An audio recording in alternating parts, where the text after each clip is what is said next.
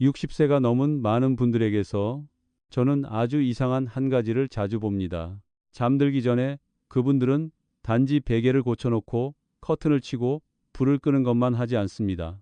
침대 아래에 슬리퍼를 미리 가지런히 놓아둡니다. 의자 등받이에는 얇은 겉옷 하나를 걸쳐둡니다. 어떤 분들은 베개 옆에 작은 손전등까지 미리 두어 놓습니다. 그것은 어둠이 무서워서가 아닙니다. 조금 있으면 또다시 잠에서 깨어나야 한다는 것을 알고 있기 때문입니다. 한재석 씨, 74세. 그는 동해 바닷가 근처의 작은 집에서 혼자 살고 있었습니다. 그가 저를 찾아왔을 때 처음으로 한 말은 어디가 아프다는 이야기가 아니었습니다. 그는 그저 한숨을 쉬며 이렇게 말했습니다. 선생님, 저는 마치 제 집에서 밤을 지키는 경비원처럼 느껴집니다. 저는 왜 그런지 물었습니다. 그는 씁쓸하게 웃었습니다. 밤마다 3번, 4번씩 깨거든요. 어떤 날은 누운 지 얼마 되지도 않았는데 또 일어나야 합니다. 아침까지 한 번도 깨지 않고 자는 느낌이 어떤 건지 이제는 기억도 나지 않습니다. 그는 몇 달 동안 온갖 방법을 다 해보았다고 말했습니다. 저녁 6시 이후에는 물을 마시지 않았습니다. 국도 먹지 않았습니다. 차도 마시지 않았습니다. 심지어 잠들기 2시간 전부터는 목이 바짝 마르도록 일부러 참았습니다. 물을 덜 마실수록 밤이 더 조용할 것이라고 생각했기 때문입니다. 그런데 이상하게도 그렇게 하면 할수록 더 자주 깨게 되었다고 했습니다. 어떤 밤에는 화장실에 가도 소변이 아주 조금밖에 나오지 않았습니다. 그런데 다시 침대로 돌아와 잠깐 눈을 붙이고 나면 누군가가 다시 문을 두드리는 것처럼 또다시 소변이 마려워졌습니다. 많은 분들은 그것이 나이 때문이라고 생각합니다. 60세가 넘으면 방광이 약해지는 것은 당연한 일이라고 생각합니다. 하지만 사실 많은 경우는 방광이 너무 약해서가 아닙니다. 몸이 물을 너무 잘 붙잡지 못하기 때문입니다. 60세가 지나면 우리 몸은 더 이상 예전과 같지 않습니다. 젊었을 때는 물 한 잔을 마시면 그 물이 오랫동안 몸 안에 머물며 세포를 충분히 적셔주었습니다. 하지만 나이가 들면 모든 것이 달라집니다. 물은 더 빨리 지나갑니다.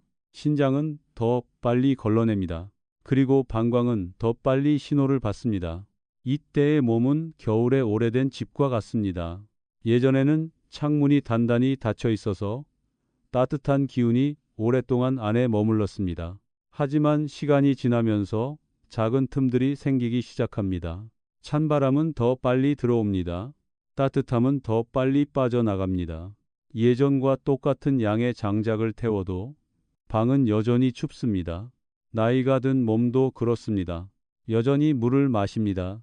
어떤 분들은 밤에 화장실 가는 것이 두려워서 오히려 물을 더 적게 마시기도 합니다. 하지만 물을 적게 마실수록 몸은 더 물을 붙잡지 못하게 됩니다. 그러면 뇌는 신호를 잘못 이해하기 시작합니다.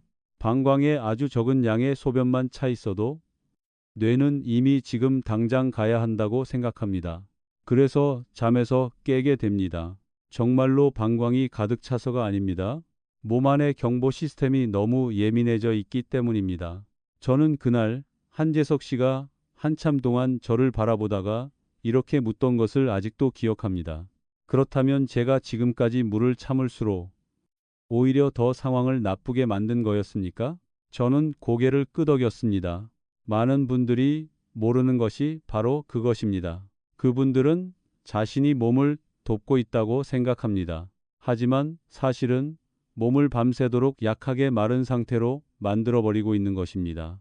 그리고 몸의 수분이 부족해지면 몸은 더 긴장하게 됩니다. 방광은 더 빨리 수축합니다. 뇌는 깊이 잠들지 못합니다.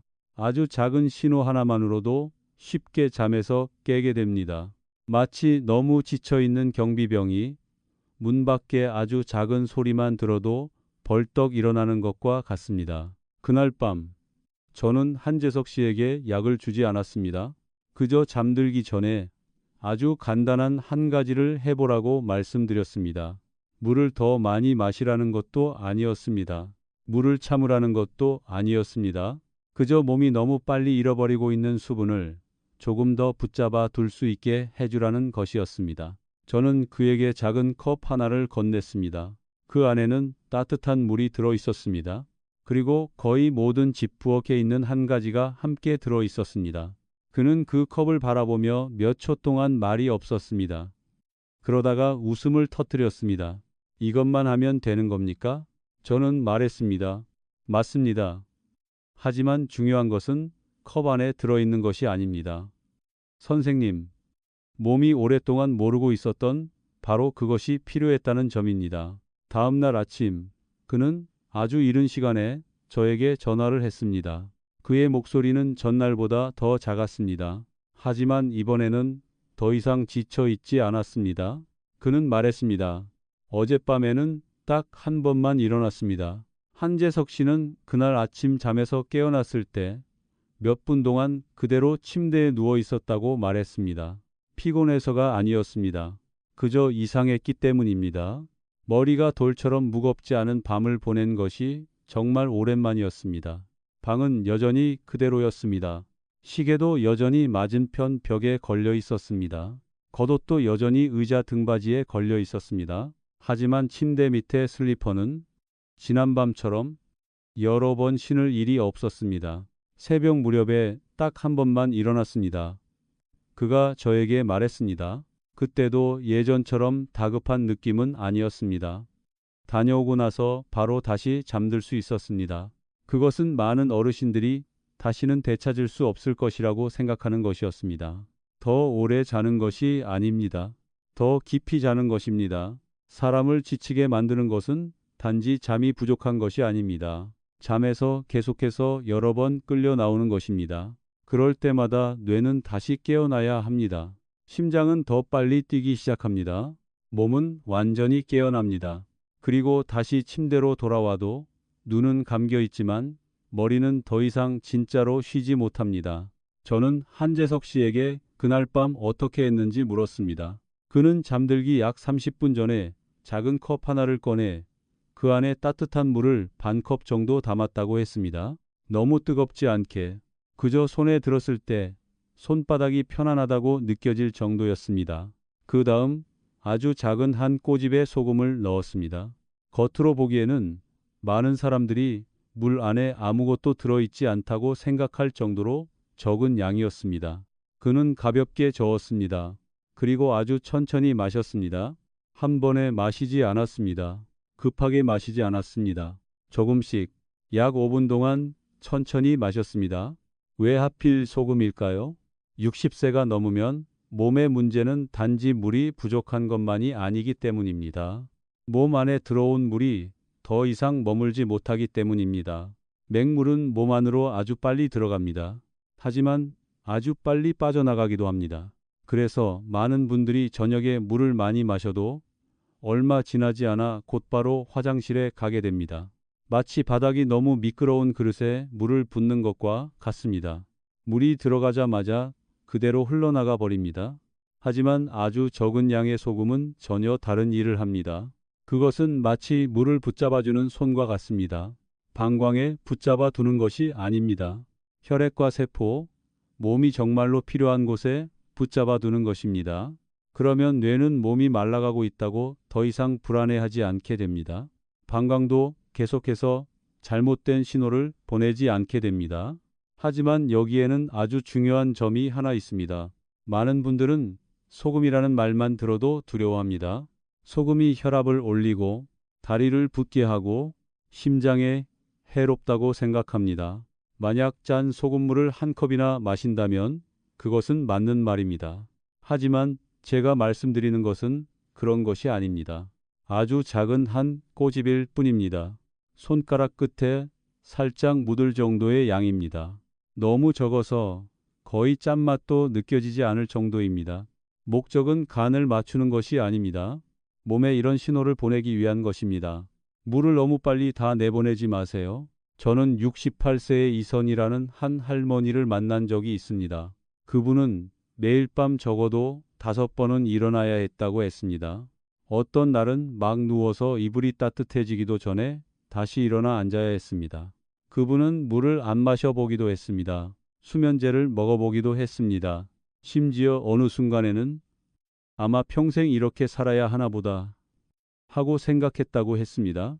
하지만 잠들기 전에 따뜻한 물 한 컵에 작은 한 꼬집에 소금을 넣어 일주일 동안 마신 뒤 그분은 다시 저를 찾아왔습니다. 그분은 자리에 앉아 저를 보며 웃었습니다. 선생님, 오늘 아침 제가 제일 먼저 한 일이 뭔지 아세요?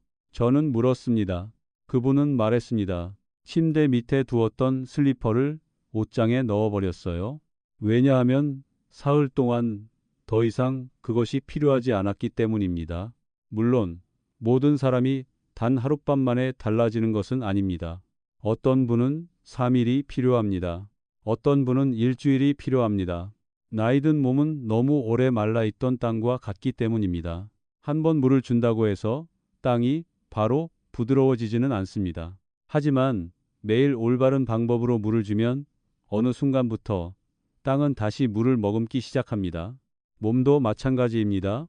그런데 그때 한재석 씨가 저에게 또 다른 질문을 했습니다. 소금물을 마시는 것만으로 정말 충분한 겁니까? 저는 그를 바라보았습니다. 그리고 고개를 저었습니다. 아직 한 가지가 더 부족하다고 말했습니다. 아주 작은 것 하나. 하지만 바로 그것이 밤새도록 뇌가 방광의 문을 조용히 닫아둘 수 있게 해주는 것이었습니다. 한재석 씨는 말없이 저를 바라보았습니다. 창밖은 이미 어두워지기 시작하고 있었습니다. 바닷가에서 들려오는 파도 소리가 아주 희미하게 들렸습니다. 그는 물었습니다. 약입니까? 저는 고개를 저었습니다. 약이었다면 처음부터 바로 드렸겠지요. 저는 책상 서랍을 열고 작은 접시 하나를 꺼냈습니다. 그 위에는 꿀 한 숟갈이 올려져 있었습니다. 많지 않았습니다. 숟가락 위를 얇게 덮을 정도의 양이었습니다. 한재석 씨는 그것을 보더니 웃음을 터뜨렸습니다. 선생님, 저를 놀리시는 겁니까? 저는 몇 달째 밤마다 잠을 못 자고 있는데 선생님은 저에게 이런 걸 주시는 겁니까? 그가 왜 놀랐는지 저는 이해했습니다. 대부분의 사람들은 꿀이 그저 차에 넣거나 단맛을 내기 위한 것이라고 생각하기 때문입니다. 하지만 많은 분들이 모르는 것이 있습니다. 60세가 지나면 우리가 밤에 자꾸 깨는 이유는 방광 때문만이 아니라는 것입니다. 그 원인은 뇌에 있습니다. 밤새도록 여러분의 뇌는 계속 일을 하고 있습니다. 심장 박동을 조절합니다. 숨이 일정하게 이어지도록 합니다. 몸의 체온을 유지하도록 도와줍니다. 그리고 가장 중요한 것은 방광의 문을 지키는 사람이 된다는 것입니다. 방광의 소변이 조금만 차 있을 때 뇌는 이렇게 말합니다. 아직 아닙니다. 계속 주무십시오. 하지만 뇌가 너무 지쳤거나 에너지가 부족해지면 그 문을 더 이상 지킬 힘이 없어집니다. 그러면 방광에서 아주 작은 신호만 와도 여러분은 곧바로 잠에서 깨어납니다. 이런 일은 어르신들에게 매우 자주 일어납니다. 오랫동안 잠을 자고 나면 몸속에 저장되어 있던 당분이 점점 줄어들기 때문입니다. 뇌는 연료가 부족해집니다. 그러면 뇌는 지나치게 예민해집니다. 마치 오랫동안 밤을 새워 문을 지키고 있던 경비원과 같습니다. 처음에는 차분합니다. 하지만 새벽이 가까워질수록 마당 밖에서 바람 소리만 들려도 깜짝 놀라 문을 열어버립니다. 잠들기 전에 먹는 작은 한 숟갈의 꿀은 바로 그런 일이 생기지 않도록 도와줍니다. 꿀이 여러분을 졸리게 만들기 때문이 아닙니다. 뇌에 아주 천천히 그리고 아주 일정하게 에너지를 공급해 주기 때문입니다. 그래서 뇌는 밤새 계속 문을 지킬 수 있습니다. 그래서 뇌는 방광이 아직 정말로 신호를 보낼 필요가 없다는 것을 이해할 수 있습니다. 저는 한재석 씨에게 그날 밤 두 가지만 정확하게 하라고 말씀드렸습니다. 먼저 전날처럼 따뜻한 물 한 컵에 작은 한 꼬집의 소금을 넣어 마시십시오. 그리고 약 5분 뒤 작은 한 숟갈의 꿀을 드십시오. 너무 많이 먹지 마십시오. 큰 숟갈이 아닙니다. 딱 적당한 양이면 됩니다. 그런 다음 잠자리에 드십시오. 3일 뒤 그는 다시 저를 찾아왔습니다. 이번에는 예전처럼 천천히 걷지 않았습니다. 그는 진료실 문을 열고 들어와 자리에 앉더니 곧바로 이렇게 말했습니다. 어젯밤에는 새벽 5시까지 잤습니다. 그는 잠에서 깨어났을 때 창밖이 이미 희미하게 밝아져 있었다고 말했습니다. 그 순간 그는 자신이 늦잠을 잔 줄 알았다고 했습니다. 창밖으로 들어오는 빛 때문에 잠에서 깬 것이, 바닥 위를 끄는 슬리퍼 소리 때문이 아니었던 것이 너무 오랜만이었기 때문입니다.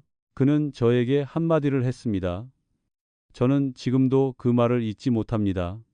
선생님, 정말 오랜만에 밤이 이렇게 짧게 느껴졌습니다.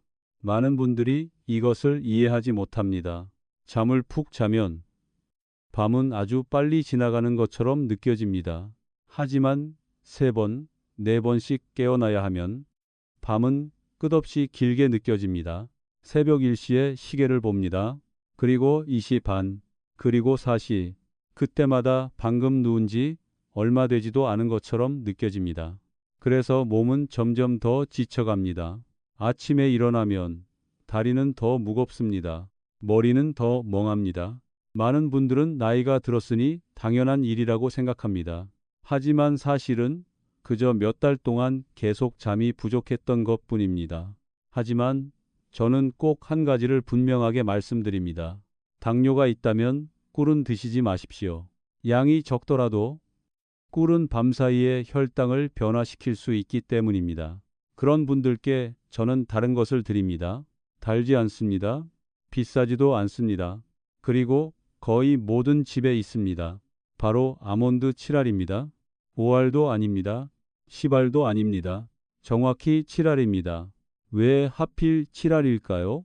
아몬드 7알에 들어있는 마그네슘의 양이 방광 주변 근육을 편안하게 만드는데 딱 충분하기 때문입니다. 동시에 아몬드에 들어있는 좋은 지방은 밤새 혈당이 안정되도록 도와줍니다. 더 많이 먹을 필요는 없습니다. 오히려 너무 많이 먹으면 속이 더부룩해지고 잠들기 어려워질 수 있습니다. 딱 7알만 아주 천천히 씹으십시오. 입안에서 완전히 부드러워질 때까지. 그 다음에 삼키십시오. 한재석 씨는 당뇨가 없었습니다. 하지만 그의 남동생 아내는 당뇨가 있었습니다. 일주일 뒤 그는 다시 저에게 전화를 했습니다. 그는 말했습니다. 선생님, 제 올케가 그러는데 정말 오랜만에 밤새 시계를 3번이나 보지 않고 잤다고 합니다. 여기까지 듣고 이렇게 생각하는 분들이 계실 거라는 것을 저는 압니다. 그렇다면 오늘 밤부터는 조금 더 많이 마셔야겠네. 소금도 더 넣고 꿀도 더 넣으면 더 잘 잘 수 있겠지. 하지만 아닙니다. 가장 중요한 것은 많이 하는 것이 아닙니다. 딱 알맞게 하는 것입니다. 나이 든 몸은 많이 채울수록 좋은 큰 물통이 아닙니다. 오랫동안 메말라 있던 정원과 같습니다. 너무 세게 물을 주면 물은 밖으로 넘쳐 흘러버립니다. 하지만 천천히 일정하게 알맞은 때에 물을 주면 땅은 조금씩 부드러워지고 다시 물을 머금을 수 있게 됩니다. 잠들기 전에 너무 큰 컵으로 물을 마시면 방광은 다시 너무 빨리 차게 됩니다. 소금을 너무 많이 넣으면 다음날 아침 목이 마르고 머리가 무겁고 심지어 발목이 약간 붓기도 합니다. 꿀을 너무 많이 먹으면 혈당이 흔들리면서 한밤중에 다시 잠에서 깨게 됩니다. 그래서 저는 언제나 환자분들께 아주 단순하게 말씀드립니다. 따뜻한 물 반 컵만, 아주 작은 한 꼬집의 소금, 작은 꿀 한 숟갈, 혹은 당뇨가 있다면 아몬드 7알, 그리고 무엇보다 중요한 것은 꾸준히 하는 것입니다. 하룻밤 해보고 그만두지 마십시오. 몸은 단 하루 만에 달라지지 않습니다. 어떤 분들은 한재석 씨처럼 첫날부터 달라졌다고 느낍니다. 하지만 어떤 분들은 3일이 걸립니다. 일주일이 걸립니다. 심지어 2주가 걸리기도 합니다. 저는 72세의 박미자라는 한 할머니를 만난 적이 있습니다. 그분은 아들과 손녀와 함께 3층의 작은 아파트에서 살고 있었습니다.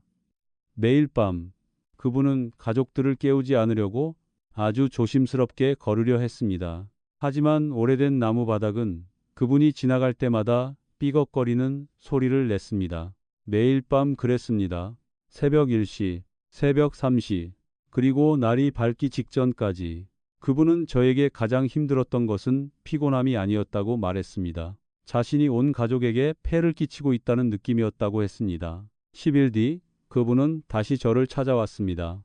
이번에는 작은 가방 하나를 들고 왔습니다. 그 가방 안에는 매일 밤 신던 실내 슬리퍼가 들어 있었습니다. 그분은 그것을 제 책상 위에 올려놓고 웃었습니다. 이제는 이것을 침대 옆에 둘 필요가 없을 것 같아요. 저는 그분께 어젯밤은 어땠는지 물었습니다. 그분은 말했습니다. 새벽이 가까워질 때까지 한 번도 깨지 않고 잤어요. 눈을 떴을 때는 손녀가 학교 갈 준비를 하는 소리가 들렸어요. 더 이상 나무 바닥 소리를 들으려고 밤에 깨지 않았어요. 많은 사람들은 밤에 화장실에 가는 것이 그저 작은 불편함이라고 생각합니다. 하지만 몇 달, 몇 년 동안 그것과 함께 살아온 사람들만이 진짜로 이해합니다. 그것은 힘을 빼앗아 갑니다. 잠을 빼앗아 갑니다. 밤이 될 때마다 느끼던 평온함도 빼앗아 갑니다. 물을 마시는 것이 두려워집니다. 잠드는 것이 두려워집니다. 새벽 3시의 시계를 바라보며 또다시 아침까지 뒤척이게 될 것이라는 사실이 두려워집니다. 하지만 여러분의 몸은 여러분을 배신하는 것이 아닙니다. 그저 한 가지를 말하려고 하는 것입니다. 60세가 지나면 몸은 더 이상 예전처럼 물도, 에너지도, 잠도 붙잡아 두지 못한다는 것을 말입니다. 그런데도 계속 젊었을 때와 똑같이 몸을 대한다면 늘 어딘가 이상하다고 느끼게 될 것입니다. 여러분에게 필요한 것은 억지로 물을 덜 마시는 것이 아닙니다. 참고 견디는 것도 아닙니다. 몸이 잃어버린 균형을 다시 찾을 수 있도록 도와주는 것입니다. 따뜻한 물, 조금, 아주 작은 한 꼬집의 소금, 작은 한 숟갈의 꿀 또는 아몬드 칠알, 아주 작은 것들입니다. 너무 작아서 많은 분들은 듣고 웃을지도 모릅니다. 하지만 때로는 가장 작은 것들이 긴 밤 전체를 바꾸는 일이 되기도 합니다. 오늘 밤 잠들기 전에 침대 밑에 슬리퍼를 한번 바라보십시오. 완전히 푹 자는 밤을 보낸 지 너무 오래되었다면 이제는 여러분의 몸에게 다시 한번 기회를 줄 때인지도 모릅니다. 그리고 어쩌면 머지않은 어느 아침에는 커튼 사이로 들어오는 햇살 때문에 잠에서 깨어날지도 모릅니다. 익숙한 발소리가 화장실 쪽으로 향하는 소리 때문이 아니라 말입니다.